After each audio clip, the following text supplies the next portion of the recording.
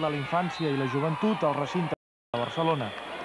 Des del 1963 ja han passat 27 anys i el trofeu Molinet, anomenat així pel símbol del festival, està considerat el més antic de la modalitat de minibàsquet. Els minijugadors entre els 9 i els 11 anys es comporten com els grans a la pista. No donen cap pilota per perduda i la lluita pels rebots és sempre molt forta.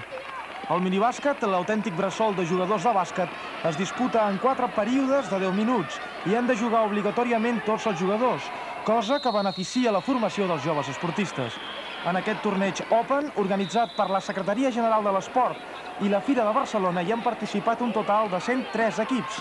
A la categoria femenina hi van participar 27 equips.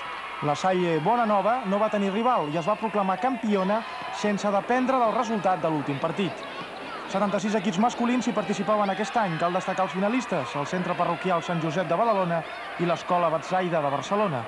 Els badalonins, amb els pantalons blancs, es van proclamar campions en vèncer pel resultat final de 56-46.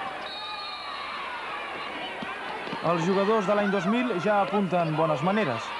El temps s'encarregarà de millorar els fonaments, el salt, el bot, el tir. El problema potser vindrà quan tots vulguin anar a jugar als Estats Units.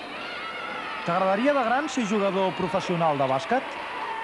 Home, sí. De l'NBA. A mi Michael Jordan, el volador dels aires. Jo en màgic. Estudis o bàsquet? Les dues coses. Més al bàsquet, tio. Jugo bé. De què jugues? De pivot. Jo també fa 4 anys que vaig entrar amb aquest pivot i vam començar allà a Sant Josep. I a mi sempre m'ha agradat el bàsquet i com ell, doncs, cada dia somio ser un jugador d'aquests que juguen tan bé, no? Sortir per televisió els agrada tant com jugar a bàsquet. Per això van voler fer una roda i no d'escalfament un cop acabat el maig. Qui sap si algun dia els veurem en una transmissió en directe.